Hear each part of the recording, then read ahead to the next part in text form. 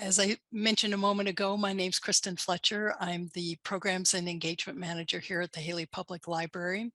And I always like to feature a book that we have here in the library, and you won't be surprised that it's Carry Forth the Stories, an ethnographer's journey into Native oral tradition by our guest speaker tonight, Dr. Rodney Frey. The book won the 2017 Evans Handcart Award, which recognizes the best in biographical research and writing about the interior West, and it came with a $10,000 prize. So congratulations, Rodney, on that. That's a real honor. So tonight, we honor the winter storytelling tradition with part one of a two-part Living Stories series. Dr. Rodney Frey, University of Idaho Professor Emeritus of Ethnography, will speak about his rich connections with Native oral traditions and transforming one's own family oral histories into living stories. His talk is entitled Rejuvenating a Sense of Place and Community Through Storytelling. But before he actually begins, I would like to start this presentation recognizing that we're gathered here, those of us who are in the Wood River Valley, right now on the traditional homelands of the Sosani and the Bannock peoples, and thank and acknowledge them as the past, present, and future stewards of the land and the water that supports us. I invite you to join me in that acknowledgement, in that respect, and in that gratitude. So thank you very much, Rodney, for joining us. I'm, I guess thrilled is not exactly the word a person is supposed to use, but I am pretty thrilled that you're able to join us here tonight. And let's see, I want to put you on spotlight, and yes, again, thank you very much for joining us. Great. Definitely an honor to be here or there. Zooming is something else. Before I get started, I do want to acknowledge my teachers. I wouldn't be able to say and share with you other than what they shared with me. I'm no more than what they have entrusted with me, and I want to recognize Tom and Susie Yellowtail of the Apsiloki, and Lawrence Arepa and Cliff Sijon of the Seachumch, the Coeur d'Alene. They were kind, they were generous, and they're family. And I owe everything to them, professionally and personally. I also want to just thank Kristen. I've been having some great conversations with you, and this series looks absolutely wonderful. I like what it's going to attempt to do, and I'm going to look forward to listening to Tony's presentation next week if I can. Tony has been an important part of my recent journey last few years, and I've really appreciated his partnership, his questions, his endeavors. What he has done has been absolutely incredibly powerful and important. So I look forward to, he's a storyteller par excellence, to be sure. Also in the Ketchum area is Connie Chanel. I've known Connie and Pierre for many, many years, and I actually want to dedicate this evening to Pierre, his memory, honoring him, his laughter, his smile. I got to know him actually the same year I got to know Tom and Susie Yellowtail in 1974. And he's been an important part of my journey, and I have nothing but fond memories of his great storytelling as well. So Pierre, we dedicate this evening to you. the topic of this evening has to do with storytelling and stories. And I'll be sharing some stuff with you. That's what I'll do. But I want to make sure you all understand. I have a conviction. I've had some years working with students of all ages. Thinking back, it's been 4 decades. And I am convinced that each of you already are great storytellers. Now, it may be buried, it may be kind of quiet, needs to be reawakened, but that storytelling capacity, that storytelling skill is with each of you. And that's going to differ from each of you, but you all have it. That was a requirement I had asked of all my students over the years. A lot of returning adult students in that group. And they all are successful at conveying from their heart words that connect with others. And there's also great stories within each of your family traditions. We don't have to look far and wide to find great narratives. They may be hidden a little bit, but those bones are still there to be resurrected. It's a matter of listening and breathing some life back into stories that are closer to home. So we don't have to get exotic. Stories in your imagination and stories within your family history. They're there. One of the things I'll be trying to emphasize in this awkward format, Zooming, is the interactivity. I can see most of you, and I don't know if this is going to work or not. We were talking with Kristen the other day about this. We were thinking, well, maybe we can just use the Zoom reaction thing and people can put up a thumbs up periodically or something. But many of the elders I learned storytelling from back in the 70s and 80s, there would be a real dialogue almost. The storyteller would tell the stories, but there'd have to be some visual or auditory response periodically by those listening to indicate their participation. In the Crow tradition, that is yes. So people would periodically or this hand sign, just extending that index finger and I got it, to indicate they're still in the story. They're still participating. So if I don't see periodically, the stories might as well stop because I know that you're not in the story any longer, so there's no need to continue. A thumbs up, whatever it takes. So I don't know if it's going to work or not. It's kind of, I don't want to make it goofy, but we can continue with it. We'll see what happens. How's that sound? I want to start with a story. Yes? Sounds good. Okay. I want to start with a story from Tom Yellowtail. So I need to have you kind of just sit back as relaxed as you can be in front of a computer. That's why I provided an outline, a kind of detailed outline of everything I'm going to talk about. So you don't have to take notes.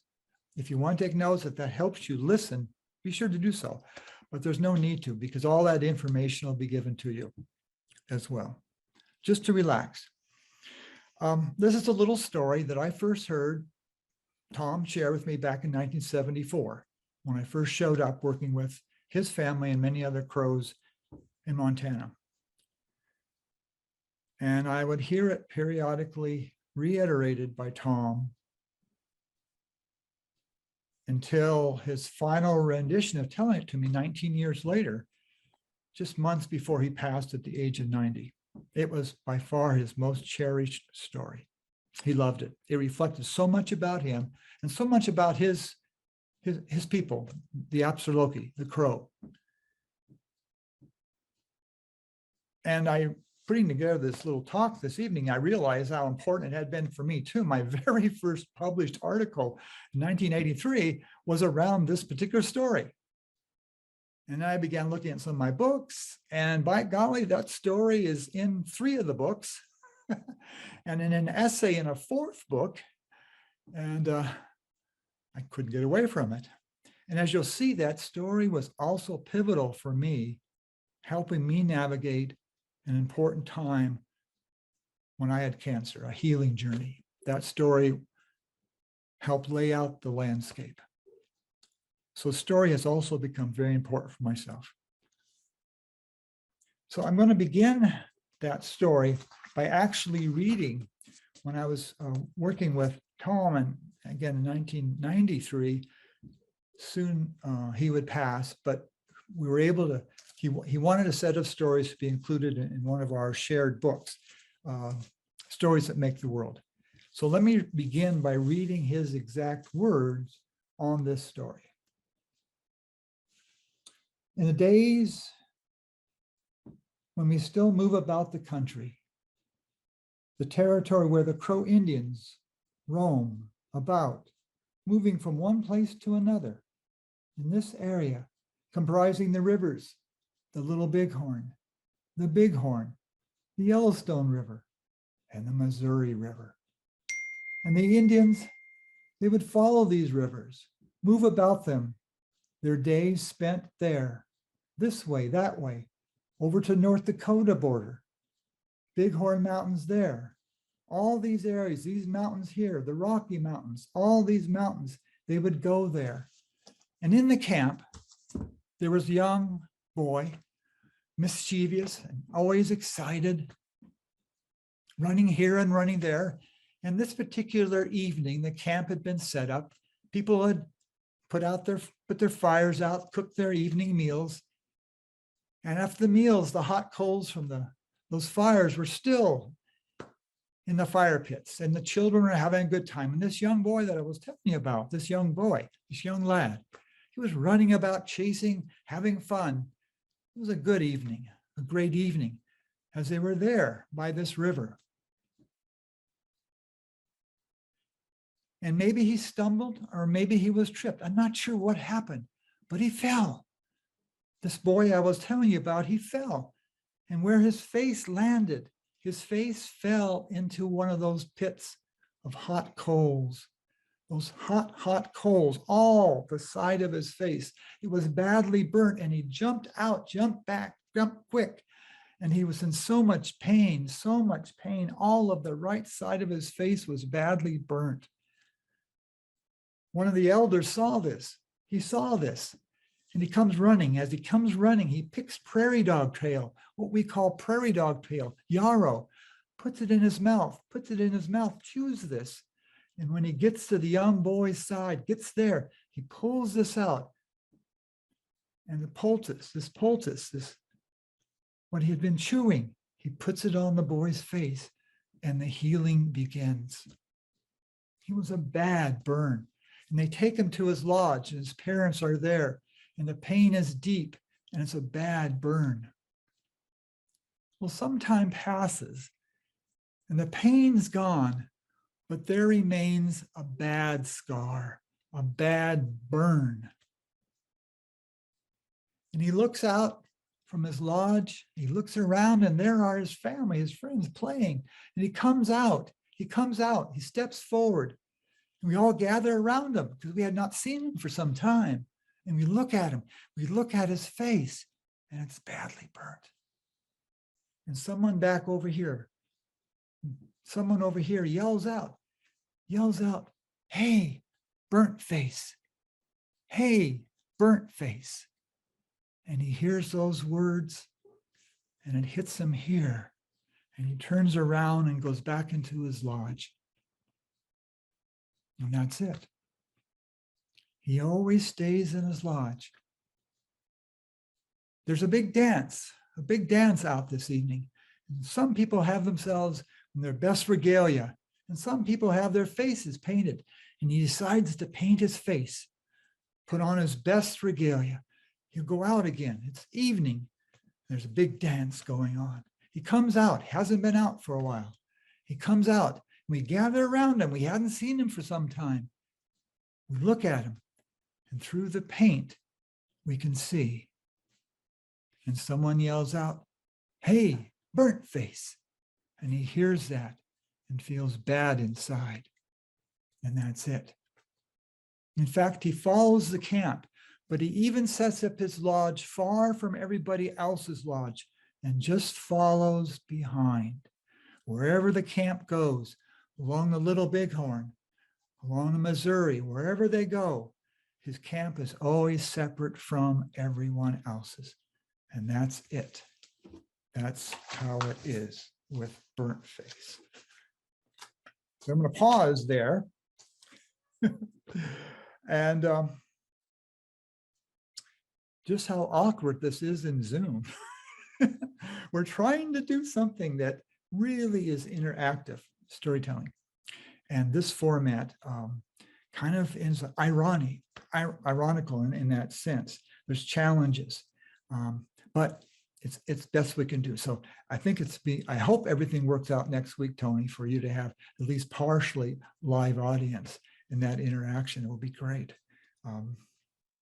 I need to mention that this story of Burnt Face that we'll continue with in a moment was very important for me personally. You know, we never know when we, in our own lives, might stumble or fall. It can happen anytime. All sorts of obstacles, challenges can befriend us. And how we respond is really important.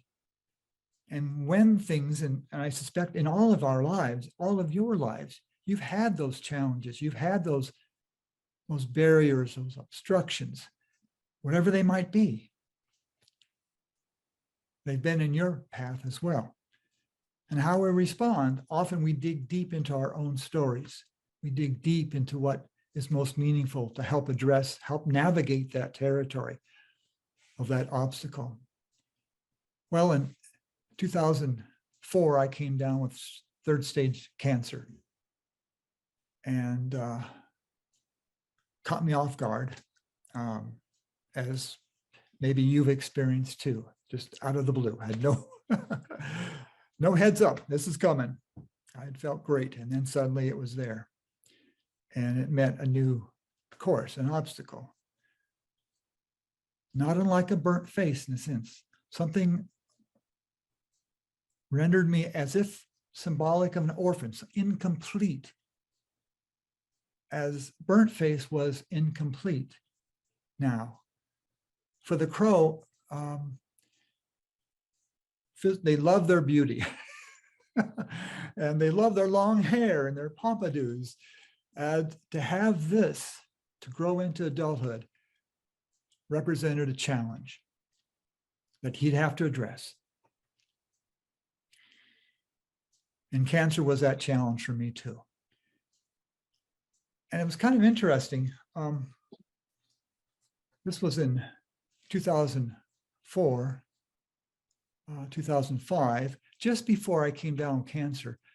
Some members of the family, the Yellowtail family, had contacted me, knowing that I had actually recorded Tom's Burnt Face story. And they had always heard the story, but they needed a DVD of it, a CD of it, because one of the grandkids was going through therapy out in Portland, and they felt the counselor could use this powerful story that Tom cherished so much, a healing story, that I made a CD of it and got it to that counselor in Portland for one of the family members.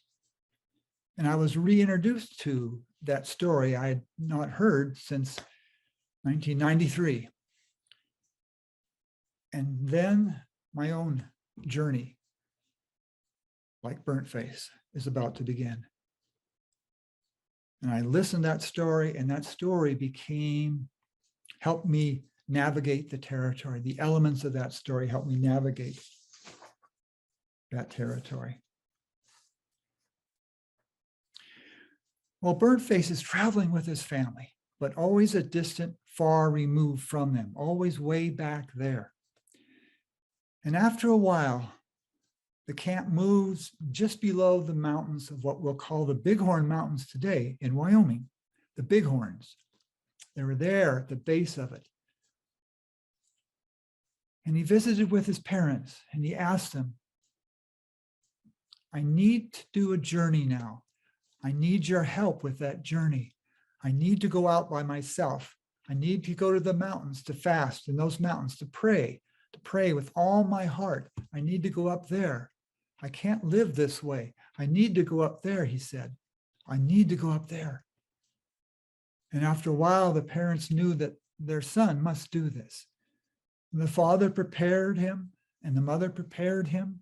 They prepared things for him. The father showed him how to use the pipe to pray each morning as the sun rises, as the sun sets, how to use the pipe in a special way to bring that which is in the heart forward through the smoke ascending from that pipe to all the directions. Told him how to use the pipe for this sacred purpose. And the mother prepared moccasins, 4 sets of moccasins, and filling those moccasins with kinnikinnick, filling it with berries, food that he would need along his way. And he set out. And it would be a long, hard journey to those mountains way up there, those rocky mountains way above the tree line, over the rivers, through those woods, over those rocks, this way, that way. The journey was arduous and difficult, wearing out 1 pair of moccasins, putting on a new pair, the food taken, a second set, and the third set, up, the winds blowing, nothing but rock above the tree line. And finally, that 4th set of moccasins, all worn out, all gone. And that's it. Way up there in the Bighorns. That's the place he'll fast. That's the place he'll pray.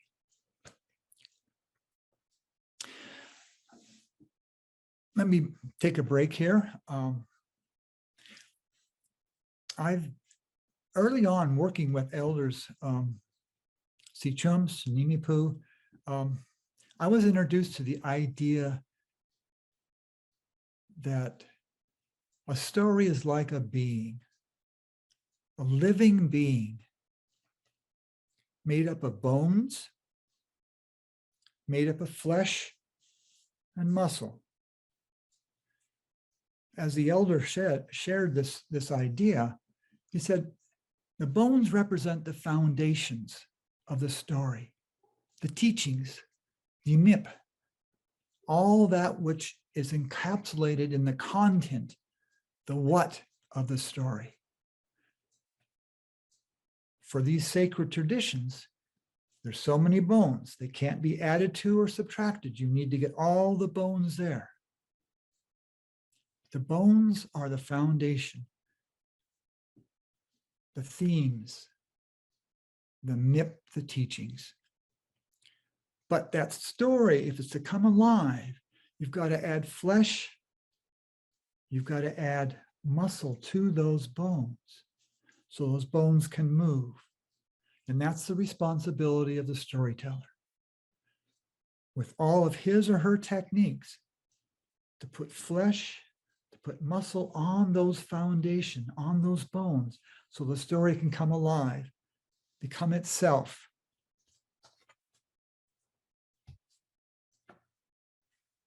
What I'd like to do now is simply go through and list some techniques I've seen storytellers use to animate the story, to bring that flesh, that muscle to the bones, so the story becomes a living being onto itself, so it has a life of its own.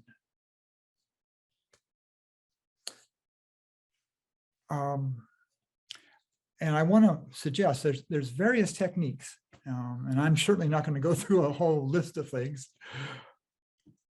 but I want you to see as I present these, if there's a common theme that most of them seem to address, a common intention of the storyteller, something the storyteller is attempting to do, that he may be or she may be using this technique or that technique, but they seem to all coalesce around this particular question, this particular intention in the storytelling. One of the things I've always was struck by, and Tom was fantastic in this, it almost spend a third of the first part of the story just talking about the landscape in which this story is going to be taking place, naming the rivers, naming the mountains in detail. What's all that about? Linking it to landscape, a landscape. As you sense from Burnt Face, he wanted to lay out all the rivers and the mountains, and he would do that in depth. That landscape was really important to him. When we would go to Sheridan to buy groceries and driving his pickup, and this would be along what would become the interstate from Billings to Sheridan. And before there was a 4-lane highway, it was a 2-laner, and Grandpa Tom always drove slowly. And those truckers, boy, they horns. But he would always take his time because he needed to point out the landscape. That trip from Wyola, Montana to Sheridan was full of a rich landscape. Every ravine, every channel of that river, every hill had a story to it. And he had to note it. He had to talk about it. That landscape was vibrant with story everywhere. I also noticed something else that I began to, I used Crow as my language in grad school, never fluent, but I always noticed that there was something called deictics. That is words like here, there. And as I began learning about the Sichums, the Salish language too, those deictics were also there. And as the storyteller would go on, he or she would point out, well, over there, over here, over there, pointing out, using these deictics to anchor the story to a landscape. It starts with discussing a landscape. That story unfolds within a landscape. And that storyteller wants you to be in that landscape as if you're there with the storyteller, as if you're there with the coyote. So place.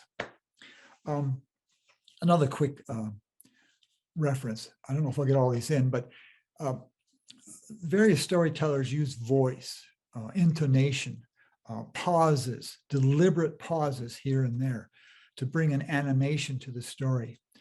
Tom loved to use body language, and he was very adept at using traditional Indian sign language. So he would actually, to some extent, tell the story orally, but then also visually with his hands.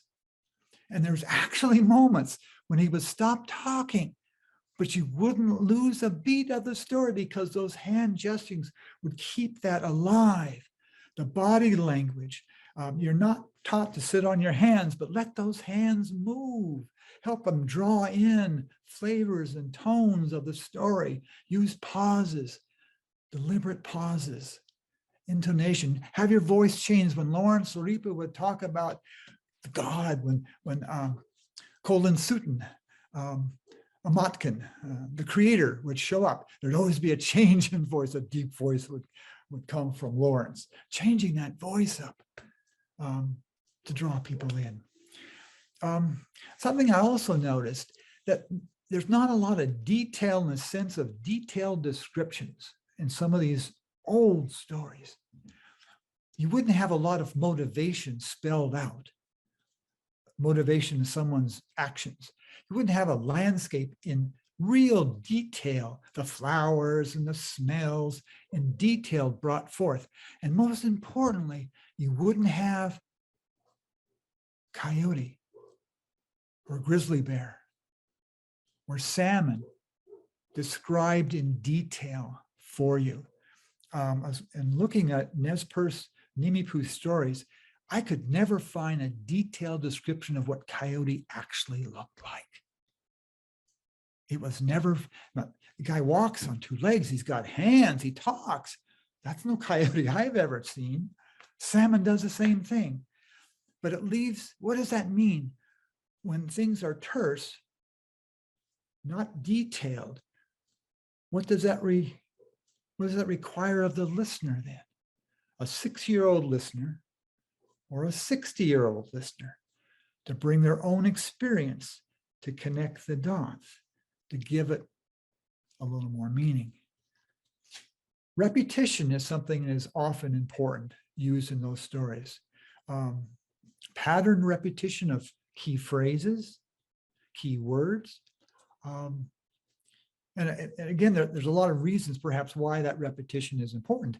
Some of these stories are really long, extremely long. They can go hours. And a storyteller can take it like that. Just as a point of reference, Tom and Susie Yellowtail back in the early 1950s had an opportunity with other Crows to be part of a dance troupe that went to Europe, the capitals of Europe, for 6 months, going from Wyola, Montana to the capitals of Europe. You can imagine the stories, meeting dignitaries. They met the Pope. It was as a dance troupe. They did traditional dancing from the Crow, had their regalia, and it was amazing. He got back. So family gathered around after they rested up and wanted to hear the story of their European trip. And so Tom, in the usual way, terse to be sure, but a lot of repetition, a lot of somewhat detailed, but he wanted to cover everything. And by 3 a.m, no one could do this any longer. And Tom had only told the story of going from Wyola to New York City. Hadn't even gotten the boat out. They can be long. And so I think one function that repetition is, and it's pattern. I've noticed that in the plateau, there's a patterning of 3 and 5. It's very typical. It's not universal, but it's often the case. Among some of the Plains people, the Crow, for example, along with the Lakota, 4 is the dominant pattern. And you'll see that in phrases and in reference points, just a way that patterning perhaps helps people remember these really long narratives, Clarence Woodcock of the Flathead Salish once told me that it would take 3 full winter nights from sunset to sunrise to tell the one cycle, the one story of Coyote going upriver, up the Columbia, to eventually getting to Flathead Lake. 3 full winter nights to tell that story. I mean, that's incredible. To keep that all together, keep all the bones. You can't lose the bones. You can't, add bones. They're set, those foundations. So repetition is important. And it also allows the storyteller to kind of emphasize certain things that he or she wants to get across. I've also learned, and again, this is in part from learning, using Crow as my language, that they don't have a past tense in their verb tense forms. Everything is future or non-future. So there's no way to say something happened in the past. There's no past. Implications is that what is unfolding regarding the tense form is unfolding right now. It's not happening at that long time ago. It is understood to be a long time ago, in the time immemorial, at the beginning, to be sure, for many of these Coyote stories. But it's a time that's told as if it's happening right now, a present tense. So I always try to keep a present tense. Again, another way to do what? Relative to your listeners. Another quick point. Stories are always remembered. When I think I noted this, for some reason, I just latched on the storytelling early on as a way to convey. I remember the very first lecture I ever gave. I was just working my master's degree at Colorado State, and I was assigned to give a lecture on peasant economics, the European peasant economics, to a group of freshmen and sophomore, 200 students. Now, that's recipe for death. How was I going to keep them involved? So I decided to turn it into storytelling, to tell a story of walking into a Siberiac village about the turn of the last century, and the sights and the sounds and the smells you would see as you came into the village, and the process of describing the village, talking about their economics, their farming, their what's going on, all that stuff, but do it through story form. And I was able to, the students didn't boo me out. If I had gone simply to the economics of peasant life, it wouldn't have worked. But story allowed them to come in. But I remembered the story. I got up there, didn't use notes. I just told the story and drew them in that sort of remembering. And I like the word remember, the idea of reestablishing, reestablishing the membership, of returning to something, not memorizing it. My thought here is that just reading something, which is very powerful and can also draw people in, to be sure, but simply memorizing a story without the ability to have it flexible, remembered, knowing the bones, get the bones out there, but allowing some flexibility in how you present it allows the storyteller to really listen also to the audience, to know where the audience is. It's really important that storytelling is very interactive, it seems to me. It's really dependent upon that interactivity to see, periodically, to get that sense of where everyone's at. Yes, Tony's got it. So that he or she can make the adjustments needed, slowing down or reiterating this. Again, not by changing the structure of the story so much, by adding new bones that aren't supposed to be there or deleting some, but to reiterate things, repeating things, adjusting things to make it come alive. It's always remembered. Allows that storyteller to really come back to it. So it's really much more interactive, and that's what this was all about. And one of the, I haven't heard this talked about too often, but one of the elders I worked with for several years noted that storytelling is not unlike canoeing a river. Can you see that? A story is all about exploring a landscape, isn't it? This wonderful, magical landscape that coyote travels, or salmon travels. That salmon story of going upriver is a powerful story that most of the peoples along the Columbia have versions of it. It's a great epic story. But it's a landscape that your animal first people is taking you on, that you travel over. So a canoe traveling up a river is a perfect metaphor for that. So what does it take? So you certainly want to stay on course. And that's the responsibility of the storyteller, right? To stay on course. And now guiding the canoe, steering it, you steer canoes, whatever you do, you keep it on course. But something else is needed in any canoe if it's going to travel. You need people paddling. And again, it takes people paddling, engaged in the story, if the story is going to travel a landscape, right? So I like that metaphor.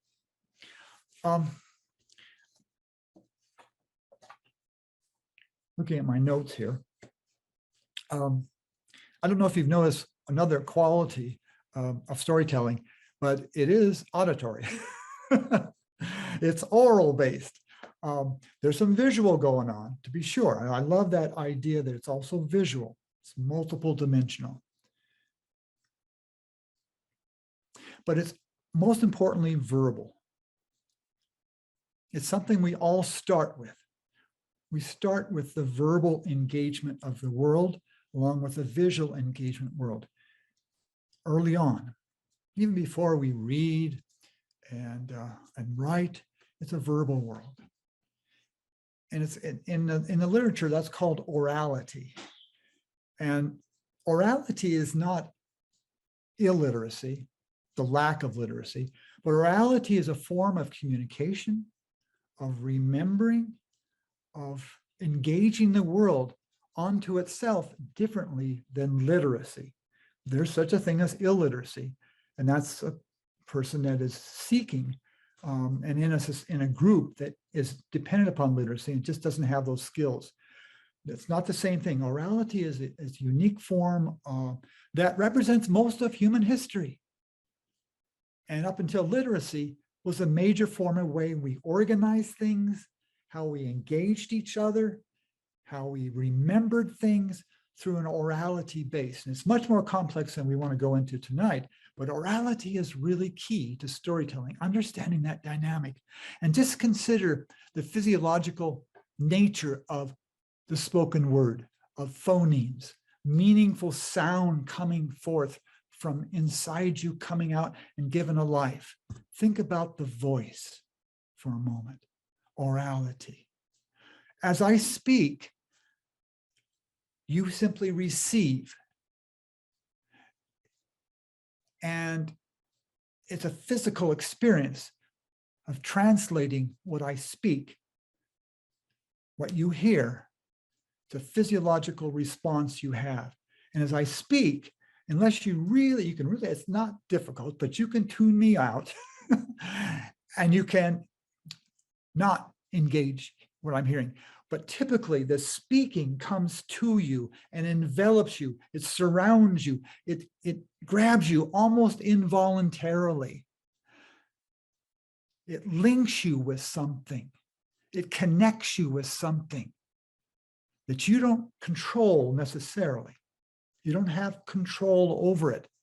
You're enveloped by it, but it only exists for a moment.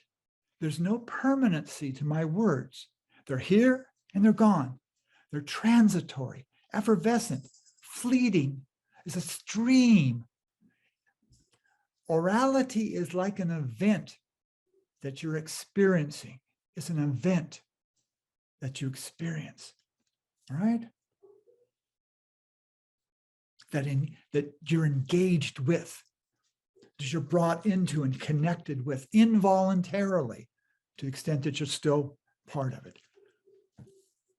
Now compare this with literacy. And again, it's more complex than this, and there's other dimensions we just don't have time to address, but I thought this could be important. In literacy, which is actually kind of recent stuff, right? We had the Sumerians about 3,000 before the Common Era, had consonants. Basically, it was used for economic transactions. Then the Greeks show up and they put vowels in there, and that eventually becomes the alphabet that opens up a whole new horizon for us. But a new technological horizon that's pretty recent in that grand scheme of things.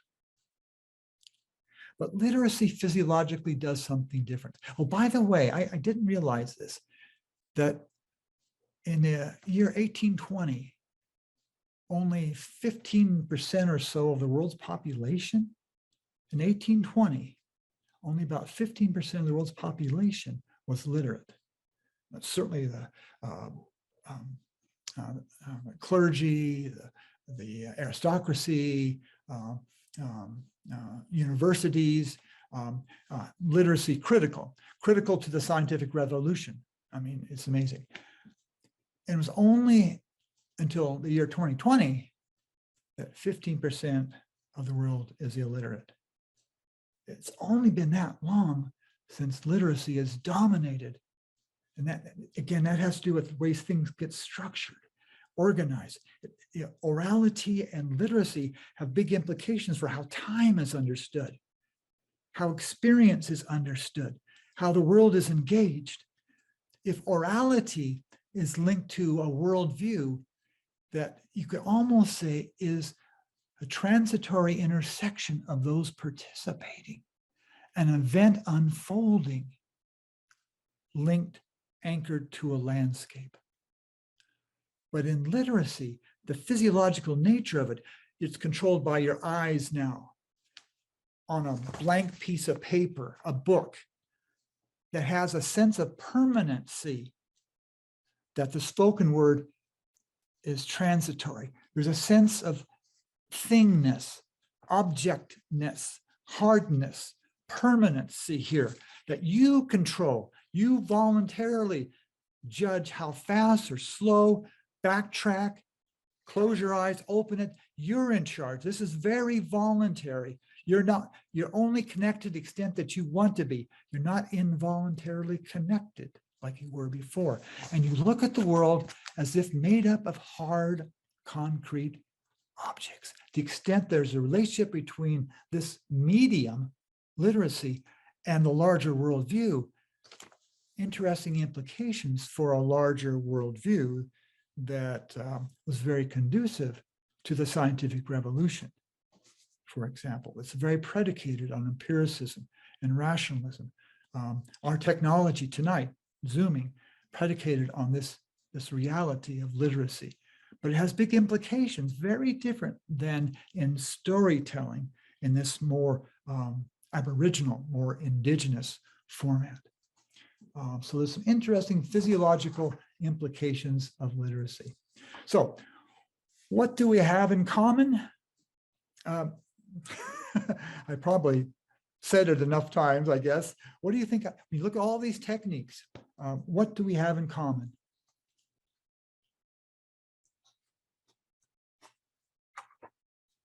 Anybody take your mute off or thoughts? Can I answer? Yeah. To me, it feels like it's connecting with listeners. I mean, it's bringing everyone, the storyteller and the story and listeners, into the story. Yeah. In some way. I mean, different ways, obviously. Yeah, it can be different ways.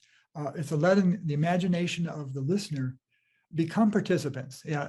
Again, that's the goal. It seems to me one of the goals of a storyteller is to make connection, human connection with others within the family. And in doing so, the teachings, the important teachings within the story, the important lessons within the story can be that much more. They become experienced. They're not just sort of analytically looked at, but they become experientially engaged through this act of connecting, it seems to me. And thus storytelling becomes an important marker for engaging important human relationships with each other as a way to communicate, as a way to teach, becomes experiential in that sense. I don't want to go into a great deal here, but let me summarize it by simply referring to a great few words that Cliff Sijones shared with me that I think hit the point you just made. Cliff was summarizing the importance of retelling the stories of the animal first peoples like coyote and salmon. He'd say, when all this comes together, the magic of storytelling is working, particularly if it's in its native language, he would insist that they come alive. The animal first peoples, they come alive. They swirl around you like turtle. Turtle is saying this thing, and chipmunk is saying that thing. They swirl around you. They talk to you. This is the real Indian medicine of chipmunk talking to you, of coyote talking to you, of elk and the deer and the eagle and the hawk. They're saying things to you. Do you hear them? Do you see them? Are you dancing, walking with them? He would say. All these things come alive in this story. There's another element I'll just mention here. And again, I don't want to go into any depth, but there is another element that I found particularly important in understanding indigenous storytelling, and that is in the act of storytelling is really an act of ritual. It's ceremony. There's a powerful spiritual dimension to this too. Now, most of the groups I've worked with differentiate sort of family stories and family history, which are extremely important. Those bones need to also stay intact and brought back to life periodically at the right times of the year. But there's also the first animal peoples, the coyote stories and the salmon stories and the grizzly bear stories, and those who made the world and prepared the world for the coming of human peoples. And those are very, very sacred. Those are particularly ones that would be told for, again, this varies from place to place, during the winter, during the time of dormancy, during the time of sleep and rest. That's when the power of story is most pronounced. Some traditions have it that you should only tell coyote stories after the first frost in the winter, and certainly cease by the first thunder in the spring. It's during that time, that long winter time, when things are dormant, when things are resting, when things are being prepared for the flowing of spring, that's the telling of those stories that are transformative, that bring life to the world, are told so that that life in the world can be brought forth come spring.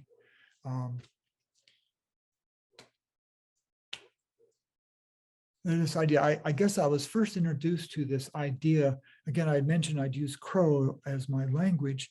And as I got deeper and deeper into it, I was doing a project for the tribe in '74 with the Indian Health Service.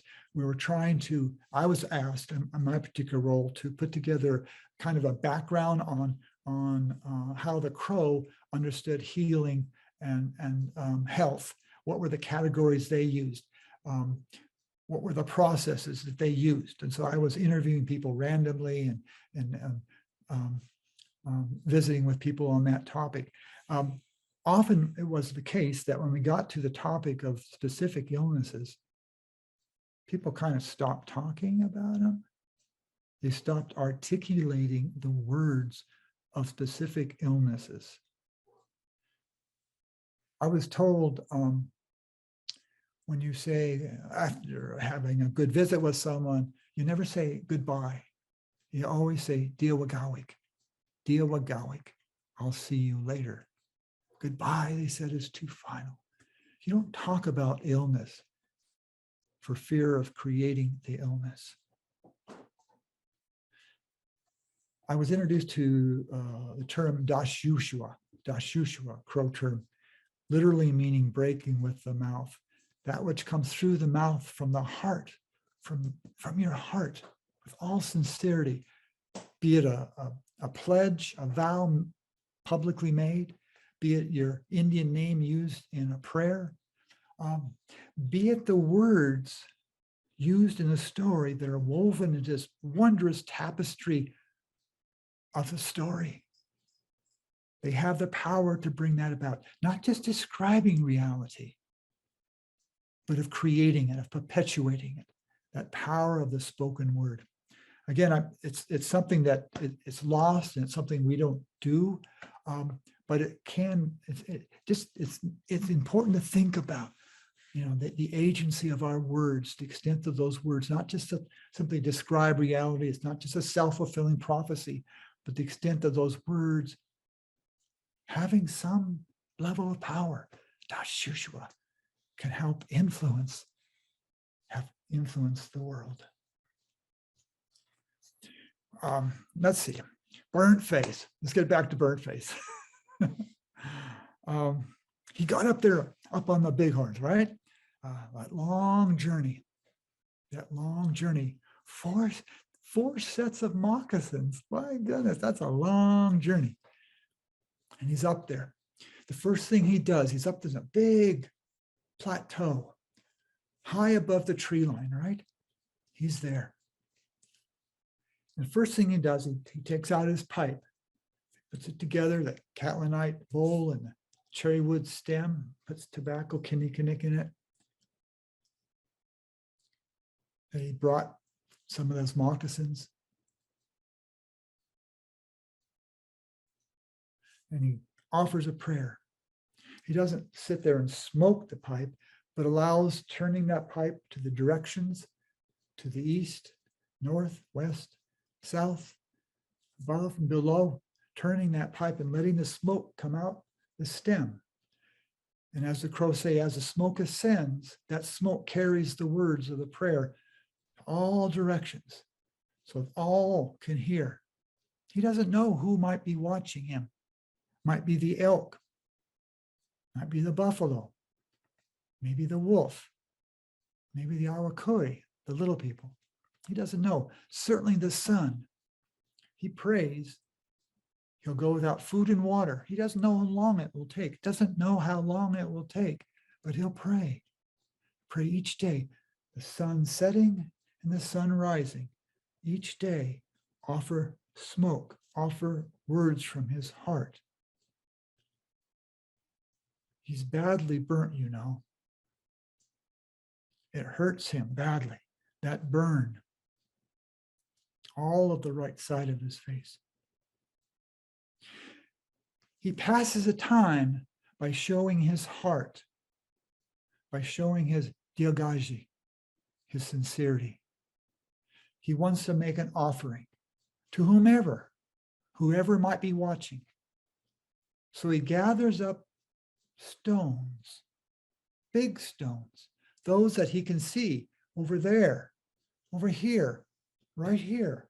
He gathers these stones and begins laying them out as a gift maybe to the sun as it goes over and watches him, or whoever might be watching. He lays out these stones, a center here. Those stones have a center place, out of which 28 spokes radiate, 28 all lined up with stone, 28 going out, and a rim around those spokes, enclosing it all into a great circle, a wheel, a medicine wheel, a rock medicine wheel. An offering takes many days. I don't know how many. He doesn't know how many. Each day, the pipe is lit. Morning, each day, at night, the pipe is lit. And finally finishes after many days of laying out this gift to whomever, because of the way he is, his face badly burnt. And that's it. In my own cancer journey, this story of burnt face just resonated. And as I look closely at its structure, there seemed to be something universal about it, as you'll see as we bring it to its conclusion in a moment, something universal. And that it's universal to the human experience. We all experience this in our lives in one way or another. Whether we become involved with a fraternal or a group, whether we go into the armed forces,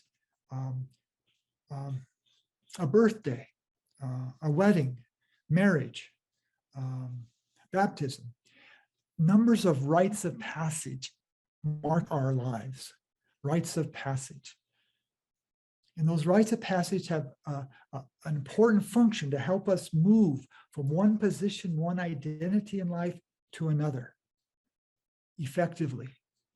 Letting others know of this, documenting it so others can see our changed status, but also that we can let go of what had been, effectively letting go of it so we can become something new, reborn, a rite of passage. Burnt face story has all that. There's typically 4 components to any rite of passage. And it's something I think they're in all of our family traditions. We'll find stories like this. Something's out of whack. Something, there was an abuse. There was an obstacle. There was a challenge, a formidable challenge, symbolically rendering yourself or someone else, like burnt face, like when having cancer, as if symbolically like an orphan without. Something is incomplete. Something is missing. Something needs to be addressed. And what happens in any rite of passage, you've got to move from one identity out of it. There has to be a journey, a trek, a passage, a pilgrimage from something to something else, a place that you can let go of, get outside of your normal confines, your normal defining parameters, so you can let go of that to be receptive of something new. A journey needs to take place. Certainly Burnt Face did that journey. He left the confines of the camp, a long journey by himself, to a remote place.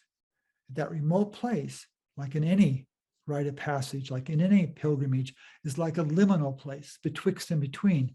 No longer becomes defined by normal time, by normal space.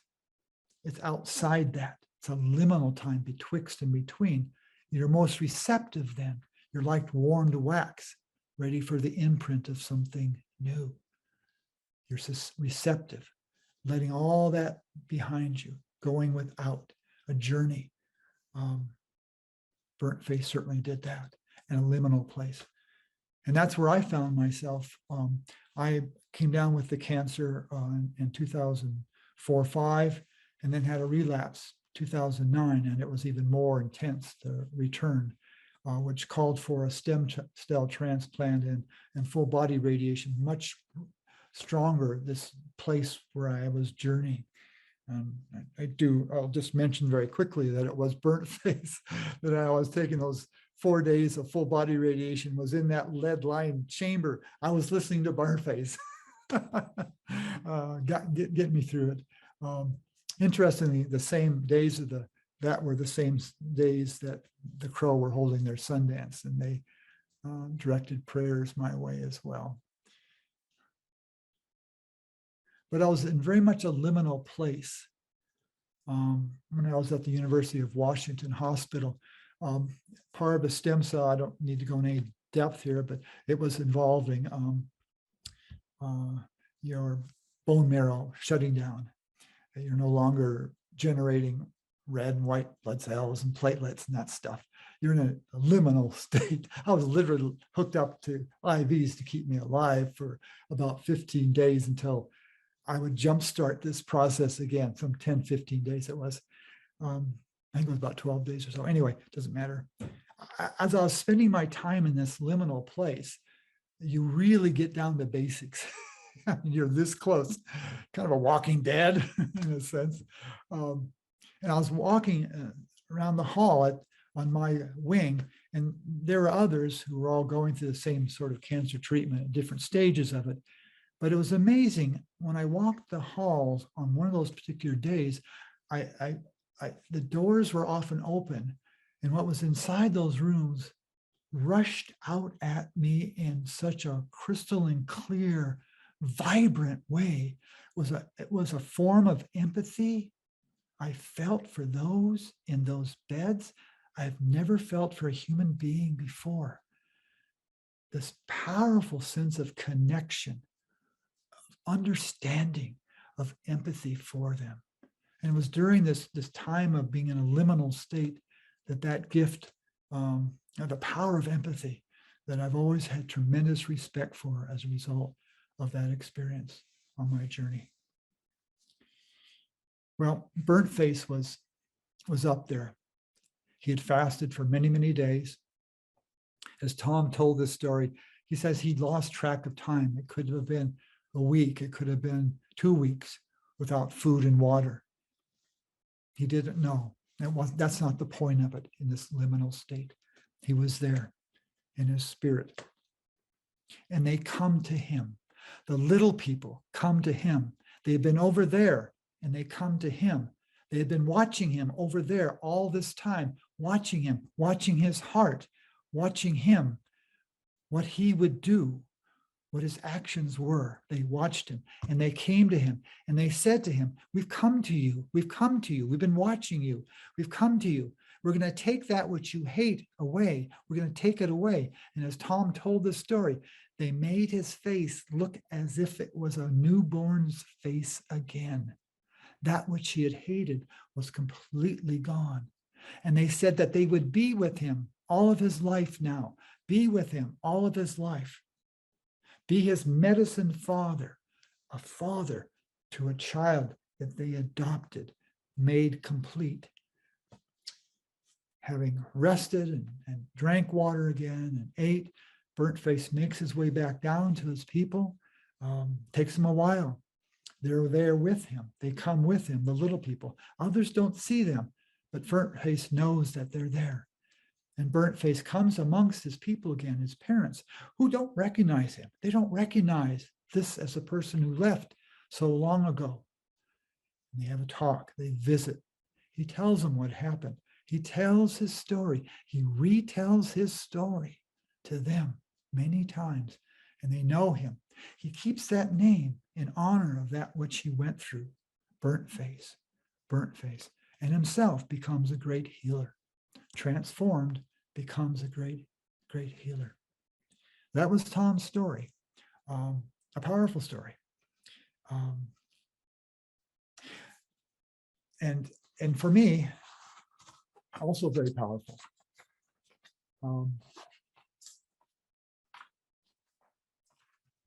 But I want to sort of finish off where we began, if you don't mind. And I want to just reiterate that I think all of you already have great stories within your family traditions. They're there. And I think each of you already are great storytellers. Now, they may be dormant right now and maybe asleep and maybe a little awkward. But again, as I mentioned before, for many decades in my teaching, I would have my students come in, cross-section of populations, and tell stories using storytelling techniques, and everybody was successful. Everybody was able to draw the others in and take that one step further. As mentioned, I am retired from the University of Idaho. I haven't taught for a couple of years now. I was very nervous about tonight's presentation because I haven't done a presentation in like years. and could I do it? And I don't know if I've succeeded or not. But I've been cleaning out literally cabinetfuls of files. All my books have been donated to the University of Idaho Library now, so I don't have to worry about my books. But I have all these files I'm just trashing because I haven't looked at this stuff like in years. I came across one file as a grad student in 1973, and it's a paper I did, 73, so I was working on my master's degree then. And I interviewed my maternal grandfather, and there was the story of his remembrance of going from Nebraska, his father, Frank, renting a boxcar, and they put everything they owned in that boxcar and went up to North Dakota to Homestead in 1906. And then Grandpa Allen told me of he was 14 then, of the next 20 years, what they did and the hardships. That first winter, Frank, his dad, bought this chicken coop, big one. And from the lumber of that chicken coop, they made their first house made of 2x6 planks without insulation that first winter, getting down to 40 below, he said. And they would see on the nails coming through the rafters on the ceiling, frost every morning. And there's only one pot-bellied stove, and they had wood, and then they went to coal. But anyway, the hardships. It was a wonderful story, And I sort of looked at it and sort of resurrected it, and there started to see some themes in it. And by golly, if there isn't a story I then shared with my son a few weeks ago to keep it alive, this wonderful story. And this story of Frank moving from Nebraska in 1906 to North Dakota to homestead 80 acres. He had homesteaded 80 acres in Nebraska, and he thought he'd only be entitled to 80 more acres in North Dakota, because 160 acres, he was actually entitled to 160 acres in North Dakota, but he only homesteaded 80 acres. Anyway, it was a very successful story eventually. And I told the story, I started seeing some patterns because we had done some history. And Frank's story goes back to a long history of Allen's trekking for paradise, journeying for that promised land. It goes back to the 6th century when Frank Allen's ancestors, the Allings, were part of the Saxon Anglo invasion of Britain in the 6th century. They could trace their descendants back then. People restless of moving from northern Germany and Denmark to the Scottish lands of Britain and driving them out. And the Allings, which are the ancestral family of Allen, which means it's derivative of a longer term meaning of royal blood. Pretty nice, huh? They settled in the north of this new Angland, they call the new land Angleland, becomes England. And pretty early on, they were Christianized. They became Christians. They had been pagans when they did the invasion trip. Pretty amazing. And then St. Austin and Vatican missionaries joined up with the Allings at that time, and with other of these families, they moved south, Christianizing the rest of Britain. And by the end of the 6th century, I understand it as the story goes, they had pretty much rendered all of Britain Christianized. The Allings remained very spiritual, very religious, very devout people, lots of conviction. And also there's an element, as said, of nonconformity. And so it was in the year 1555 that was one of the Allens, Allen had replaced Alling by then, was one of the first Protestant martyrs. And it was the Allings who'd become Puritans in their spiritual orientation that fled England for New England, for Connecticut. And so it would be with Frank's father that he would move from Connecticut to Kansas in 1875. Frank's father was also a man of conviction and fought in the Civil War for his conviction to keep the Union together. A man of conviction, but a restless man. That was 1875 that Frank, about 13 years of age, started there. Within the next 20 years, they would move, keep trekking, moving again from Nebraska to Iowa to Kansas, or the other way around. And then in 1906, from Kansas to North Dakota. So this theme of movement seemed kind of interesting. Was it in his blood or just tradition? Anyway, that's the way that family story started. I guess we should kind of wrap things up, and I just want to mention that, you know, I think in this time of pandemic and Zooming, where there's so much disconnect, and also I don't want to go political on you, but there's so much political siloing groups and so much division, separation. I wonder the extent that we can, if there's something to storytelling, particularly stories of our better angels, telling those types of stories.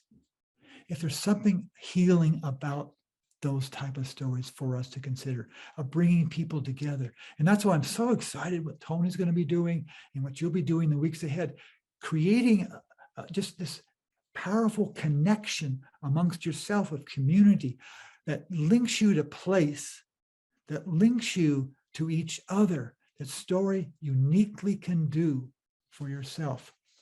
In 1993, Tom had asked me to visit with him. He was 90, and he wanted his most favorite cherished stories to be included in a book called, that we would include, Stories That Make the World. And so he had me out at his cabin, and we'd had evenings, just wonderful storytelling. During the day, we'd work in his garden. We'd take sweats in the early evening, and at night he would tell stories. And another grandson was with him, David Small. Anyway, the last story was most important story. And I always remember when he finished off telling the burnt face story, he looked at me, he looked at David, and he said to us, if all these great stories were told, great stories will come. If all these great stories were told, great stories will come. And isn't that also applicable to yourself? All the great stories that you have, they're part of you and your tradition. If they were told, what wondrous and great stories would come of it. Yeah. That's best. Tom's words were best to kind of put closure to this rambling talk. Anyway, I guess we have a few minutes if you have any comments or questions? And, We do. Thank you so much, Rodney. That was, I was so engaged, I kept forgetting to do the, the hook and I didn't look at it. I just kept blabbing away. You maybe wanted me to quiet up, but I didn't. No, no, that was wonderful. Well, we're a small group. Well, not that small, but there's 17 of us. But I'm wondering if people have questions they just want to unmute and ask a question or two or make a comment. Rodney, this is Duellis Scott Hull in Coos Bay, Oregon. And I joined because Tony sent me an email. I was part of his Hero's Journey workshop last year. And what you talk about with storytelling is truly a hero's journey. And I was raised on the edge of the Crow Reservation, so I revere their stories from Montana. I was raised in Pompey's Pillar area, Montana. Yeah. And I just want to tell you that I think Zoom is what is going to connect us and to continue our stories. This was a wonderful evening. I've been struggling this year in the second year of this pandemic of finding connections and attending a retirement luncheon this afternoon and telling our stories of the times we had together when we worked together, and then listening to this. I think it's the rope that's pulling me out of this. So thank you. Oh, that's great. That's great. Yeah, I know Zooming is kind of double-edged. And I think it does allow a form of communication that we're adjusting to, and maybe take the most of it. Let me give you this really, really brief little story. My mother-in-law, who just passed away just prior to her 100th birthday in March, we had grown very, very tight. She was over here in the Palm and Moscow area. We brought her out here about 5-6 years ago, cutting her off from where she had tight friendships in the Bozeman, Montana area. She was very much a pillar of that community and so many connections. We worried about that. When Zooming became okay, and the church, the Episcopal Church in Bozeman, she was really tight with, and so many people there, they started Zooming their services. And so I would come over every Sunday and set up my computer for her so she could Zoom it. She was a little reluctant about the Zooming thing. She had heard about all the pornography that was going on with Zooming early on, people jumping in. So she was a little frightened. But when she saw Father Clark in person, she got excited. And every Sunday she would get her best dress on. She would put her, her makeup on, her best pearls, as if she was going to church. And then during the social, they always have a social hour afterwards. She connected again with people she hadn't seen for years in a meaningful way. So yes, there's been some real powerful things that have come of the Zoom, as well as some of the challenges. Yeah, if it hadn't been for the Zoom and live streams from organizations, and I spent a lot of time with the community library out of Ketchum on Zoom and live stream, I'm not sure I would have made it through this. I mean, it is a connection to a community, and I loved listening to people's stories through it. So thank you. Yeah. And as a program organizer, I wouldn't have been able to bring Rodney down here. So he can beam here from Moscow, and Duella can be here from Oregon. And I don't know where other people are from. I once hosted a talk on permaculture, I guess it was, and somebody attended from Europe. Because it was Zoom, and she could, she just got the link and pushed the button, and she was there, and she loved it. And so I think you're right. It's kind of a double-edged. It's not in person, but there's a lot of it that, and Rodney, the better. I mean, because it felt like you were here. even though you're in Moscow. And some of that is because of those storytelling techniques, just, how your inflection and the way you used your words and the repetition and your engagement. And I mean, that for me anyway, transcended the Zoom medium. So maybe the better storytellers we are, the better we can be at Zoom. I don't know. I don't know. Well, Kristen, I was going to mention this. I almost jumped in my car and was just going to show up at your door. But I was thinking, I can't do this by Zoom. I got to be there to have some audience. But I didn't. No. I have met people through the Zoom medium in the Wood River Valley and across the country, and I come to the Ketchum area 3 or 4 times a year and spend a bit of time. And I've made friends there that I have lunch and dinner and drinks and exchange messages with that I wouldn't have met if it hadn't been for Zoom. And I love their stories. Now their stories are a part of mine. Nice. Well, I have to agree with Duella, and Rodney, you would chuckle at this. Eleanor Michael just recently celebrated her 80th birthday, and her son Whit created a party on Zoom.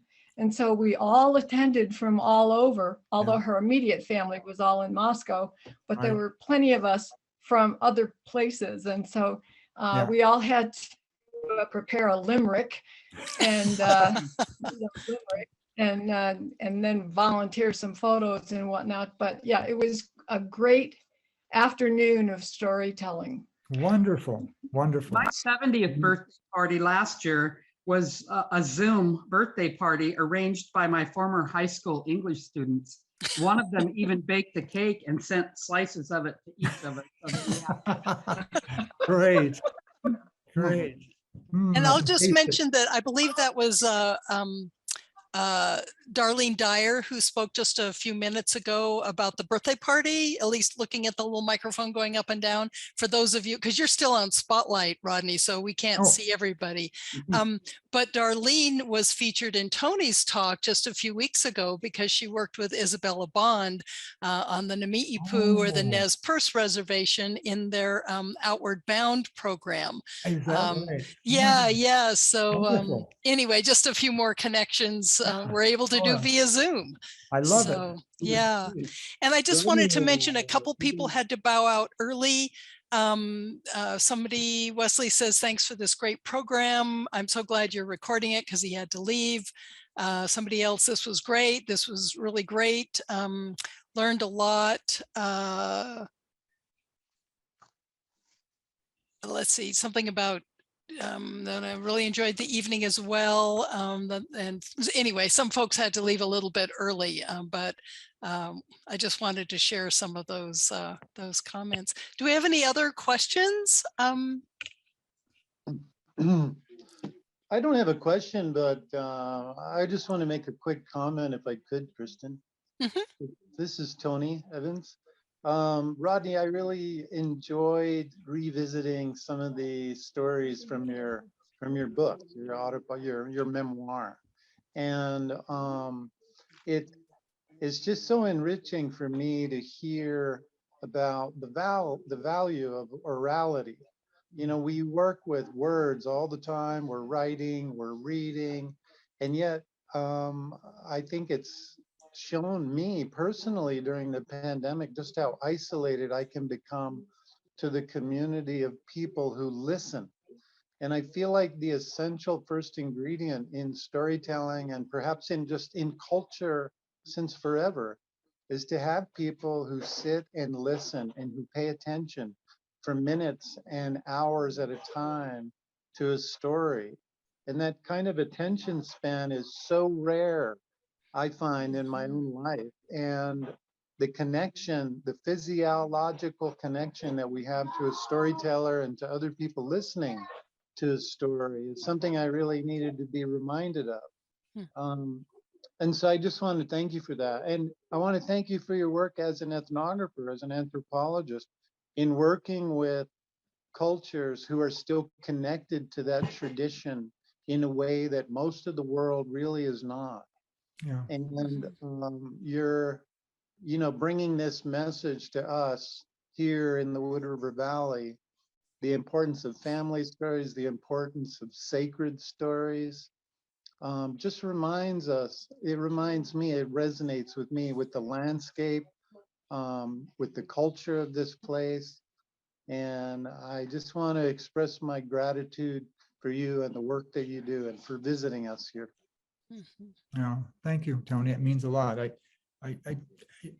When I contrast orality with literacy and knowing that you are a writer par excellence along with a storyteller, I didn't mean to any way disparage that, because I find that I know when I was engaging the Isabel Bond book, there were certainly words that were printed on a page technologically, but you presented them in a way that they come off the page, they come alive, and they are a living story that comes off the pages. It had that dimension for me. So I think if we could, I wrote this story down of the Allens. It took writing it down, and that's really important so I can get to the bones. I can articulate the bones. But we want to keep those stories living stories, to be sure. Yeah, I hope. Can I say something? Sure. Well, if we don't have any more. And I can stay longer too. Okay. If anyone does have other questions. Sure. I have a Comment. comment also that might have a question. Quick comment. I don't know if you have time. If you could just give us your name as you're speaking. My name is Tuathanea. I'm Tony Evans' mom. And Tuathanea means she sends in our Mohawk language. I really enjoyed, Rodney, your description of storytelling. I love the crow story. And I know that in our family, we tell family stories over and over. And many times the bear gets very big in the story. And he gets more vicious and he gets closer to the boys because they have their bear story. And I think that one of the blessings of the oral tradition of stories is that the people that told the story never really die. They pass away, but the story lives on in the words and the love and the warmth. And there's a part of connection that families feel by reciting the same old story and laughing at it and loving each other. Thank you for your gift tonight. And in the Mohawk language, Onagiwahi, which means goodbye, but we'll see you soon again, I hope. Thank you. Can I ask I don't quite know what my question is, but it's in there, is I loved your breakdown between literacy and orality. I hadn't heard that articulated before. And how literacy is kind of more embedded in structure. It's more rigid and more stuck and doesn't, versus the more fluid nature of the oral, as you say, more present, more ephemeral. And I do healing work. And so there's like the energetic component of like vibration of words, of presence, of like meets the other people in different ways. Like there's when you say like there's more connection, I'm just kind of thinking of this energetic connection.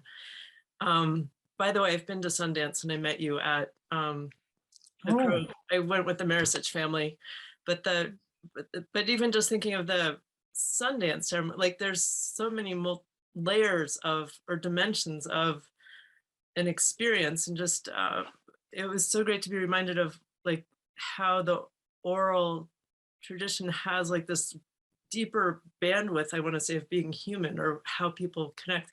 I don't know if I'm just talking, but I like that idea of a broader bandwidth. I like that idea. Yes, thank you. At a Sundance. Oh my gosh. It's good to see you. Good to see you. Mm. Another connection. Hmm. And you do healing. Thanks, Erica. Mhm. Any other questions or comments?